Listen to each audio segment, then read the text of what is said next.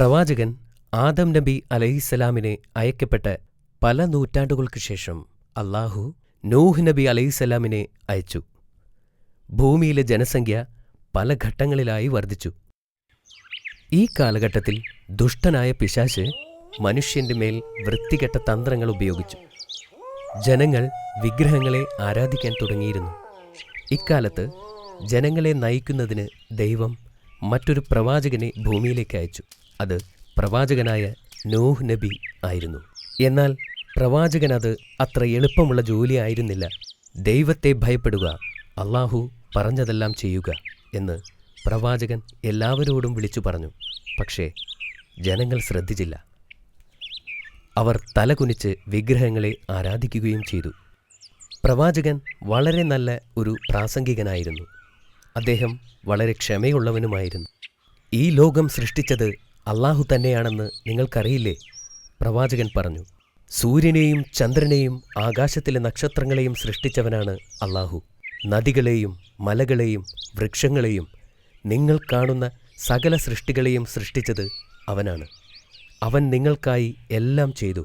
എന്നിട്ടും അവനെ നിങ്ങൾ കാണുന്നില്ലല്ലോ. നിങ്ങൾ എന്തിനാണ് ഈ വിഗ്രഹങ്ങളെ ആരാധിക്കുന്നത്? എന്നാൽ ജനങ്ങൾ പ്രവാചകനോട് ചോദിച്ചു, ഞങ്ങളെ ഉപദേശിക്കാൻ നീ ആരാണ്? നീ ഒരു അപരിചിതനാണ്. ഞങ്ങൾ നിന്നെ വിശ്വസിക്കുകയില്ല. നീ ഞങ്ങളെ വിട്ടു പോവുക. എന്നാൽ ഭൂമിയിൽ അല്ലാഹുവിൽ വിശ്വസിക്കുന്നവരുമുണ്ടായിരുന്നു. അവരിൽ ഭൂരിഭാഗവും ബലഹീനരും ദരിദ്രരുമായിരുന്നു. അവർ പ്രവാചകന്റെ വചനങ്ങൾ ശ്രദ്ധിക്കുകയും വിഗ്രഹങ്ങളെ ആരാധിക്കുന്നതുകൊണ്ട് തങ്ങൾ പാപം ചെയ്യുന്നതായി തിരിച്ചറിയുകയും ചെയ്തു. ആ സമയത്ത് ഭൂമിയിൽ ജനങ്ങൾ രണ്ട് വ്യത്യസ്ത വിഭാഗങ്ങളായി തിരിഞ്ഞിരുന്നു. അല്ലാഹുവിൽ വിശ്വസിക്കുകയും സൽക്കർമ്മങ്ങൾ പ്രവർത്തിക്കുകയും ചെയ്തവരും വിഗ്രഹങ്ങളെ ആരാധിച്ചവരും. നൂഹ് നബി വളരെ കാലം ആളുകളോട് പ്രസംഗിച്ചു.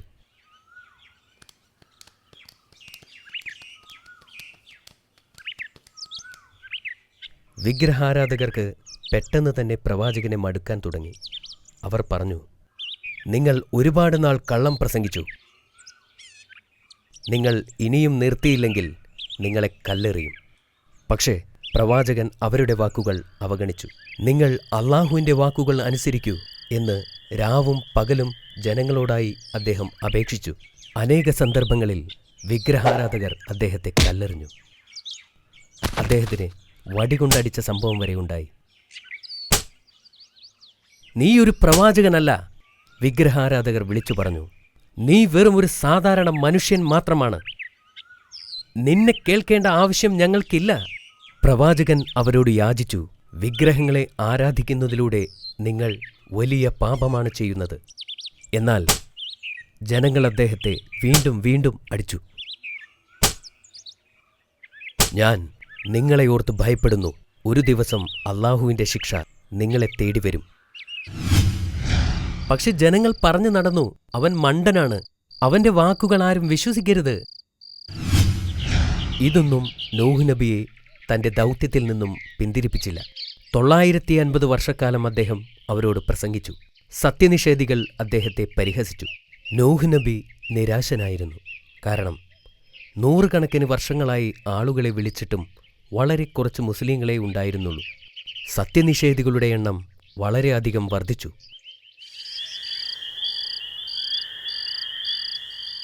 ഒരു രാത്രി പ്രവാചകൻ പ്രാർത്ഥിക്കുമ്പോൾ ദൈവം അദ്ദേഹത്തോട് സംസാരിച്ചു. വിഷമിക്കേണ്ട, ഞാൻ നിന്നോട് പറഞ്ഞതെല്ലാം നീ ചെയ്തുവല്ലോ. ഭൂമിയിൽ എല്ലാവരെയും ഞാൻ ശിക്ഷിക്കാൻ പോവുകയാണ്. മുസ്ലിങ്ങളും മൃഗങ്ങളും ഒഴികെയുള്ള എല്ലാ മനുഷ്യരും മരിക്കും. ഒന്നാമത്തെ പടിയായി ദൈവം ആ പ്രവാചകനോട് പല വൃക്ഷങ്ങളെയും നട്ടുപിടിപ്പിക്കാനായി കൽപ്പിച്ചു. ഇതിനു പിന്നിലെ കാരണം നൂഹ് നബിക്ക് മനസ്സിലായില്ല. പക്ഷേ അദ്ദേഹം ദൈവത്തോട് അനുസരണയുള്ളവനായിരുന്നു. അദ്ദേഹം മരങ്ങൾ നട്ടുപിടിപ്പിക്കാൻ തുടങ്ങി. നല്ലയാളുകൾ അദ്ദേഹത്തോട് ചോദിക്കുകയും അവനുമായി സംസാരിക്കുകയും ചെയ്തു. 100-ലധികം വർഷം അവർ ഇത് തുടർന്നു. അനേക വർഷങ്ങൾക്ക് ശേഷം വീണ്ടും പ്രവാചകനോട് ദൈവം സംസാരിച്ചു. പ്രവാചകനോട് ഒരു കപ്പൽ പണിത് തുടങ്ങാൻ ആവശ്യപ്പെട്ടു. ഈ ഭൂമിയിലെ ജന്തുജാലങ്ങളെ ഉൾക്കൊള്ളാൻ കഴിയുന്ന ഒരു വലിയ കപ്പലുണ്ടാക്കണം. പ്രവാചകൻ ആശയക്കുഴപ്പത്തിലായി. കപ്പൽ എങ്ങനെ പണിയാൻ കഴിയുമെന്ന കാര്യത്തിൽ അദ്ദേഹത്തിന് സംശയമായി. ഇതിനു മുമ്പ് താൻ ഒരു കപ്പലും നിർമ്മിച്ചിട്ടില്ല. എന്നിട്ടും പ്രവാചകൻ മലക്കുകളുടെ സഹായത്തോടെ കപ്പൽ നിർമ്മിക്കാൻ തുടങ്ങി. ആദ്യം കപ്പൽ നിർമ്മിക്കാൻ അവർ പദ്ധതികൾ നടത്തി. കപ്പലിൻ്റെ കൃത്യമായ വലിപ്പം ആർക്കും അറിവില്ലായിരുന്നു. എന്തായാലും ഒരു വലിയ കപ്പൽ ആകുമെന്ന് അവർക്ക് അറിയാമായിരുന്നു. ഒന്നാമതായി കപ്പൽ കെട്ടിപ്പടുക്കാൻ പ്രവാചകന് ഒരു സ്ഥലം തിരഞ്ഞെടുക്കേണ്ടിയിരുന്നു. അദ്ദേഹം നഗരത്തിൽ നിന്നും ദൂരെയുള്ള ഒരു പർവ്വതത്തെ തിരഞ്ഞെടുത്തു. പ്രവാചകൻ ഉപകരണങ്ങൾ ശേഖരിച്ച് കപ്പൽ നിർമ്മിക്കാൻ പുറപ്പെട്ടു.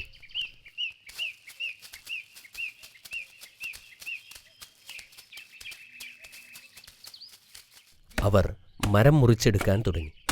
അതെ, 100 വർഷങ്ങൾക്ക് മുമ്പ് താൻ നട്ടുപിടിപ്പിച്ച അതേ വൃക്ഷങ്ങളായിരുന്നു അത്. അവരുടെ പദ്ധതി പ്രകാരമുള്ള കപ്പലുണ്ടാക്കാൻ അവർ തുടങ്ങി. ആളുകൾ ദിനരാത്രങ്ങൾ കഷ്ടപ്പെട്ട് പണിയെടുത്തു. എന്നാൽ സത്യനിഷേധികൾ പ്രവാചകൻ മലമുകളിൽ കപ്പൽ പണിയുന്ന കാഴ്ച കണ്ടപ്പോൾ അവർ അദ്ദേഹത്തെ പരിഹസിക്കാൻ തുടങ്ങി. നിങ്ങളൊരു മണ്ടൻ തന്നെ, ഇത്രയും വലിയ കപ്പലിൻ്റെ ആവശ്യമെന്താ?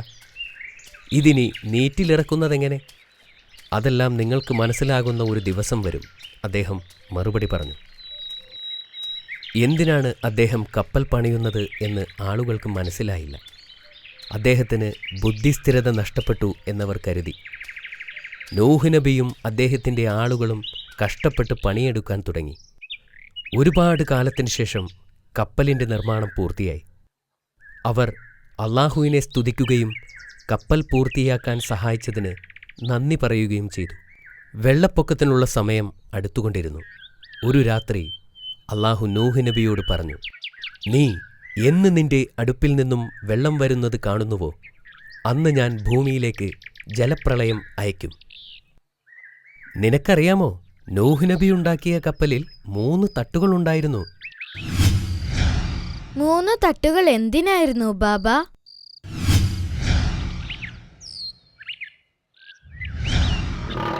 ആദ്യത്തേത് പക്ഷികൾക്കും, രണ്ടാമത്തേത് മനുഷ്യർക്കും, മൂന്നാമത്തേത് മൃഗങ്ങൾക്കും വേണ്ടിയായിരുന്നു. അത് നന്നായി. അതെ അമീർ. ജലപ്രളയത്തിൻ്റെ ദിവസമെടുത്തപ്പോൾ മൃഗങ്ങൾ ഓരോന്നോരോന്നായി വരാൻ തുടങ്ങി. അവർ ജോഡികളായാണ് വന്നത്, ഒരാണും ഒരു പെണ്ണും. അവിടെ ആനകളും ജിറാഫുകളും സിംഹങ്ങളും മുയലുകളും പറവകളും ഉണ്ടായിരുന്നു. ഭൂമിയിലെ വിവിധങ്ങളായ ജീവികൾ കൊണ്ട് ആ കപ്പൽ നിറഞ്ഞു. അങ്ങനെ ഒരു ദിവസം അള്ളാഹു പറഞ്ഞ പോലെ നൂഹ് നബിയുടെ വീട്ടിലെ അടുപ്പിൽ നിന്നും വെള്ളം വരാൻ തുടങ്ങി. ഈ ഒരു അടയാളത്തിന് വേണ്ടിയാണ് നൂഹ് നബി കാത്തിരുന്നത്. ജലപ്രളയത്തിൻ്റെ സമയമായി എന്ന് അദ്ദേഹം മനസ്സിലാക്കി. അദ്ദേഹം പുറപ്പെടുമ്പോൾ മഴ പെയ്യാൻ ആരംഭിക്കുന്നതും അദ്ദേഹം കണ്ടു. അദ്ദേഹം സമയം കളയാതെ ഓടിച്ചെന്ന് എല്ലാ മുസ്ലിങ്ങളെയും വിളിച്ചുകൂട്ടി അവരോട് കപ്പലിൽ കയറാൻ ആവശ്യപ്പെട്ടു.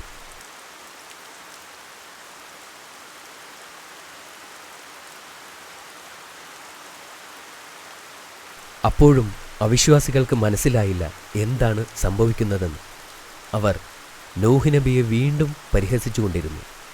ഈ മൃഗങ്ങളെയൊക്കെ കൊണ്ടുപോയി എന്ത് കാണിക്കാനാണ് എന്നവർ ചോദിച്ചു.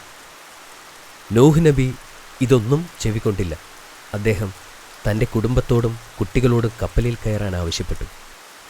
അതിൽ അദ്ദേഹത്തിൻ്റെ ഒരു ഭാര്യയും ആ ഭാര്യയിലുണ്ടായിരുന്ന കുട്ടിയും ഒഴികെ ബാക്കി എല്ലാവരും കയറി. അവർ 2 പേരും അവിശ്വാസികളായിരുന്നു.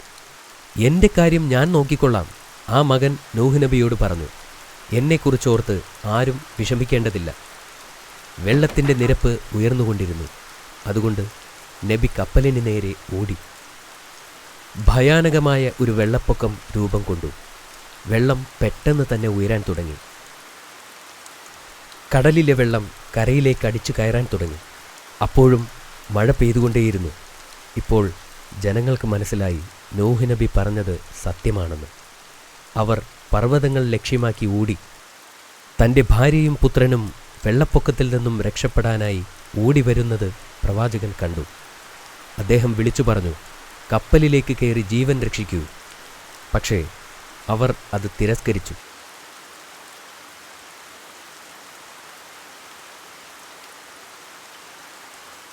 എന്നാൽ മലയേക്കാൾ ഉയരമുള്ള തിരമാല അവരെ വന്നു മറച്ചുകളഞ്ഞു. അവർ ഇരുവരും മുങ്ങി മരിച്ചു. ആ കൂറ്റൻ തിരമാലകൾ എല്ലാ അവിശ്വാസികളെയും മുക്കിക്കൊന്നു. വെള്ളം ഉയർന്നു നീങ്ങുകയും ഉയർന്നു വരികയും ചെയ്തു. ഭൂമി പൂർണ്ണമായും വെള്ളത്താൽ നിറഞ്ഞു. അപ്പോൾ ബിസ്മില്ലാഹ് എന്ന് നൂഹ് നബി പറഞ്ഞു. അദ്ദേഹം അത് പറഞ്ഞപ്പോൾ കപ്പൽ അനങ്ങാൻ തുടങ്ങി. പെട്ടെന്ന് തന്നെ മഴ നിൽക്കുകയും ചെയ്തു. ഈ സമയം കൊണ്ട് ഭൂമി മുഴുവൻ വെള്ളം കൊണ്ട് നിറഞ്ഞു. തനിക്ക് ഒരുപാട് കാലത്തേക്ക് കപ്പലിൽ കഴിയേണ്ടി വരുമെന്ന് അദ്ദേഹത്തിന് മനസ്സിലായി. അപ്പോൾ മൃഗങ്ങൾ പരസ്പരം ആക്രമിച്ചില്ലേ? അവർ എങ്ങനെ ഒരുമിച്ച് ജീവിച്ചു? അള്ളാഹുവിന് എല്ലാത്തിനും കണക്കുകൂട്ടലുകളുണ്ട് അമീർ. എല്ലാവർക്കും അനിവാര്യമാകും വിധം അള്ളാഹു കപ്പലിനെ സജ്ജമാക്കിയിരുന്നു. കപ്പലിലേക്ക് സിംഹം കയറുമ്പോൾ അവരെല്ലാം പനി പിടിച്ച അവസ്ഥയിലായിരുന്നു. അതുകൊണ്ട് അവർക്ക് മറ്റുള്ളവയെ ആക്രമിക്കാൻ സാധിക്കില്ലായിരുന്നു. അതുപോലെ അക്രമകാരികളായ എല്ലാ മൃഗങ്ങളും അസുഖം ബാധിച്ചവരായാണ് കപ്പലിൽ കയറിയത്. എല്ലാവരും സമാധാനത്തോടെ അതിൽ കഴിഞ്ഞു. എന്നാൽ എലികൾ നൂഹ് നബിക്ക് ഒത്തിരി ശല്യമുണ്ടാക്കി. അവർ എല്ലായിടവും ഓടി നടക്കുന്നുണ്ടായിരുന്നു. അതുകൊണ്ട് അള്ളാഹു പൂച്ചകളെ സൃഷ്ടിച്ചു. അങ്ങനെ പൂച്ചകൾ എലികളുടെ പുറകെ പോയി. അങ്ങനെ ആ ശല്യം അവസാനിപ്പിച്ചു.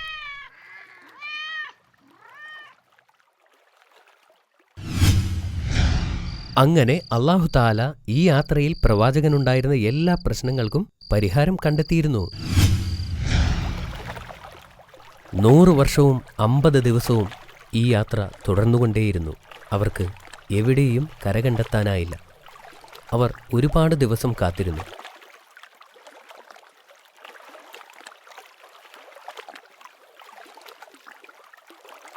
അങ്ങനെ കര കണ്ടെത്താനായി നൂഹ് നബി ഒരു കാക്കയെ പറഞ്ഞുവിട്ടു.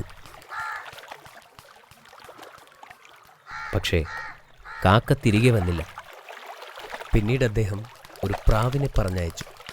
അങ്ങനെ പറന്നുപോയ പ്രാവ് ദിവസങ്ങൾക്കു ശേഷം ഒലീവ് മരത്തിൻ്റെ ഇലകളുള്ള കമ്പുമായി തിരികെ എത്തി.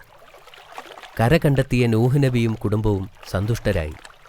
കര വളരെ അടുത്തുണ്ടെന്ന് അവർ മനസ്സിലാക്കി. അങ്ങനെ കപ്പൽ വീണ്ടും പോയിക്കൊണ്ടിരുന്നു. അവസാനം ജൂതി പർവ്വതത്തിൻ്റെ മുകളിൽ കപ്പൽ തടഞ്ഞു നിന്നു. ബിസ്മില്ലാഹ് നൂഹ് നബി പറഞ്ഞു. കപ്പൽ അനങ്ങാതെയായി. 1 നൂറ്റാണ്ടോളം യാത്ര ചെയ്ത് അവർ കരയിലിറങ്ങി.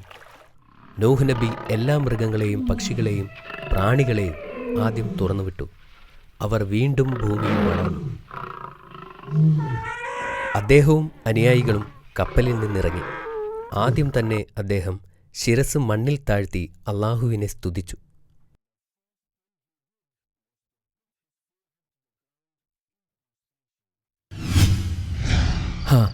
അതിനുശേഷമുള്ള മാനവരാശിയുടെ ആരംഭം ഇവിടെ നിന്നായിരുന്നു. ഇത് വളരെ നല്ല കഥയായിരുന്നു ബാബ.